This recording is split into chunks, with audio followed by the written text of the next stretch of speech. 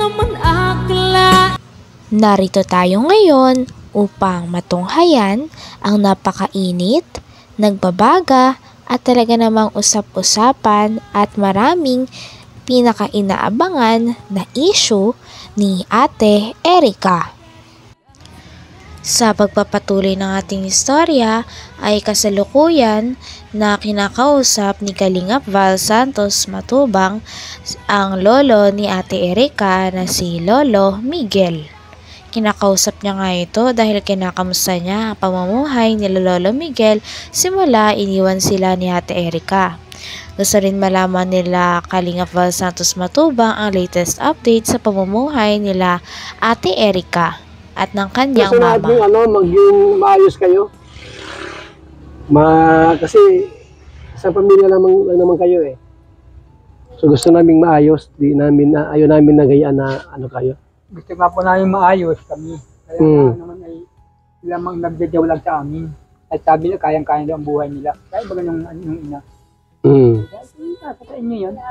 Kayo mahiwalay sa amin. Hindi nyo kami kailangan. Eh, bahala kayo. Ang sarili kayo. Nung si Sheila May ang ano dyan? Si Sheila May? Ang utak? Yun ang nagwa naman sa ina ng ano. Nagsusulsol. Yan ang sabihin mo, ganyan-ganyan. Kaya ba ano? Bakit siya nag-akyat doon sa parang live stream ata yun? Umakyat ba siya doon? At tapos nagpaparasumbong gayan-gayan? Awang ko po nun. Dami pala ako. Damay ka ba? Wala akong sinabing masama sa inyo. Basta ako natabang lang, natulong lang. Kaya kay Kuya Bal. Ikaw ba na kwento na gayaan? Kumusta na Lolo Migs? Sabi mo, okay lang. Tapos sabi ko, kumusta na sila Erica? Kala ano yung tama? Kala ko Kuya Bal, ano na? Tulinsyon na, wala na ba?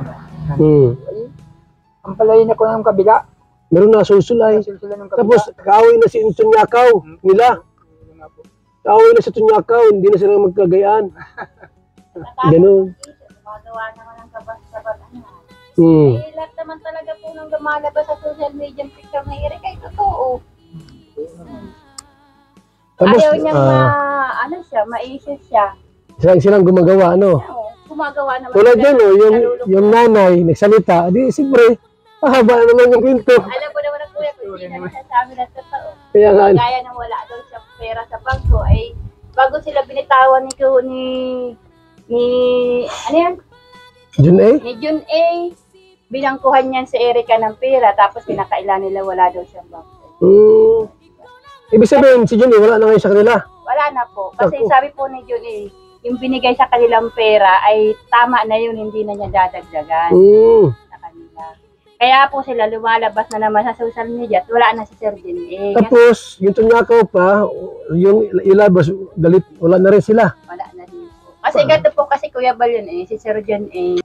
Sa pag-i-interview ni Kalingap Val Santos Matubang sa lolo ni Ate Erica na si Lolo Miguel, ay natuklasan nga ni Kalingap Val Santos Matubang na gusto daw palang ipakulong nila Ate Erica sila Lolo Miguel dahil sa mga statement o sa mga interview na nilabas ni Kalingap Val Santos Matubang. Sinabi naman ni Kalingap Val Santos Matubang na kung gusto nilang umabot sa demandahan ay dapat sa legal na paraan at huwag gumawa ng anumang mga kalokohan. Nausap yan si Erica.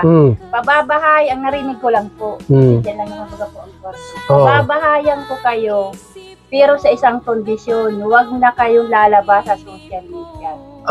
Yun ang kondisyon pala. Hindi tinupad. Kaya baga po hindi sila na nagpapakita. Ngayon, wala na si Sir Jun A, kaya wala na po, nagpapakita na naman sila. So, tinitingan si Lolo niya. Kakalungkot naman kasi, una-una, isa ang dugo ninyo, tapos siyempre ikaw ang tatay, ikaw pang ipapatulog po. Kasi wala ako nagpapatulog po. Tama ka daw kuya. Tama tayo, marami tayo. Sabi ko kay Marilyn. Basta libre pagkain, saka pumasahe, masama ako. Sabi ko kay Marilyn, sa Marilyn, bigyan mo ko yung pagkain doon. Hindi mo si Tulpo or ano. Dapat yan, kung gustong i-demanda sa formal. Di ba? Hindi man barabas tayo ng Di man yan hukom, di man yan tinatama sa government agency na hahatulan ka ng ganito. Siyempre, yung usapan, di mo kagad-agad yan na ito paniniwalaan nila. Bawat panig, makikinig yun. Parang ako sa radyo, pag may lumapit na may problema, ano ba yung problema? Bawat panig, pag-uusapan kung sino ang mali, sino ang tama. Ganun po yan, di mo kagad-agad na sila ang paniniwalaan sa kanilang mga sinasabi. Ang dami nilang dinadamay kuya ba na tao. Madami sila. Nakagawan nila. Dapat din sila salita, ano? Gawan. So, nagsabi sila, si Kalingap pa, wala daw binigay kay Kinko. Kaya na rin kuya Balo kapag sabi kung kami talaga ay nagsisipagad. Ang amin lang talaga, sinabi lang namin. Hanggang yung inyong katbagan ni Gina yung Karabaw. half million, yung Carabao. Kaya ko yung Bakit? mga natin, napadamay, nagawa natin pabiligan, tapos kawawal at pinigil. Bakit niya binabanggit yung gayon? Tapos, Pambabao yun. yung nasa Manila daw siya natulong dito sa inyo. Sira ang ulo nun. Wala natulong dito? Sabi bigay po sila, gawa yung may anak niya. Magkano binibigay buwan-buwan? 1,000, ganyan. 1,000 lang. At itong anak mo sa iyo, anak niya dito. Mag-eskwela baga pong high school. Niyaga, kulang yung 1,000. Ramdam na ramdam nga ang sama ng loob ni Lolo Miguel ang na-interview siya ni Kalingap Val Santos Matubang dahil hanggang ngayon daw ay kung ano-ano ang pinagsasabi nila Ate Erica ng kanyang ate laban sa kanilang lolo na nagpalaki sa kanila. Sabi nga ni Lolo Miguel ay lumalabas talaga na walang utang na loob ito si Ate Erica at ang kanyang ate dahil parang wala daw nagawa ang lolo nila para sa kanila para lapastanganin nila at siraan nila at sabihan na masasamang salita. Ano po yan, may kagad na sila ang paniniwalaan sa kanilang mga sinasabi. Ang dami nilang dinadamay kuya ba na tao. Madami sila. Nakagawan nila. Dapat din sila salita, ano? Gawan. So, nagsabi sila, si Kalingap pa, wala daw binigay kay Kinko. Kaya na rin kuya Balo kapag sabi kung kami talaga ay nagsisipagad. Ang amin lang talaga, sinabi lang namin. Hanggang yung inyong katbagan ni Gina yung Karabaw. half million, yung Carabao. Kaya ko yung Bakit? mga natin, napadamay, nagawa natin pabiligan, tapos kawawal at pinigil. Bakit niya binabanggit yung gayon? Tapos, Pambabao yun. yung nasa Manila daw siya natulong dito sa inyo. Sira ang ulo nun. Wala natulong dito? Sabi bigay po sila, gawa yung may anak niya. Magkano binibigay buwan-buwan? 1,000, ganyan. 1,000 lang. At itong anak mo sa iyo, anak niya dito. Mag-eskwela baga pong high school. Niyaga, kulang yung 1,000. Wala nga yun. Hindi niya naintindihan yung anak niya nang malulong sa mga kasama mga barkadang mga tumboy. Sino nagdala sa ospital? Ako. Karabaw din. Pauyan na din yan. Nasira Karabaw talaga. din ang ginawa ni lolo niya doon. Dapat di sila magsalita kontra sa inyo kasi una-una, kayo man ang ano niya, nagpalaki. Wala nga pong mga utang na loob o nangyayari. Parang limot sila sa pamilya nila. Na parang yung lolo niya walang nagawa sa kanila. Pinuri nila ibang tao. Magaling. Paano niya naman kuya Bal may kakaila yung mga picture niya kumakalat? Ibahay niya, kwarto niya. Ano naman kung makukuha yun? Ay totoo naman talaga siya mahilig siya sa tumboy. Diba? Kaya nga ni.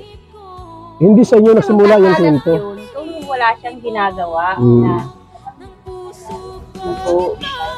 kaya sabihin na nadudurog sila. Kasalanan din po sila. Sila rin may gawa, ba't sila nadudurog? Tulad ngayon, siyempre, ikukontent sila tungkol sa mga sinasabi nila. Na ganyan, di ba? Tungkol sa inyo. Haba na haba. Dapat ang maganda, manahimik sila para walang i-content. Hindi pag-uusapan. Gumagawa na naman sila na. Yung pinto ay pasalasala. Pasalasala ba tatama nga yung mga...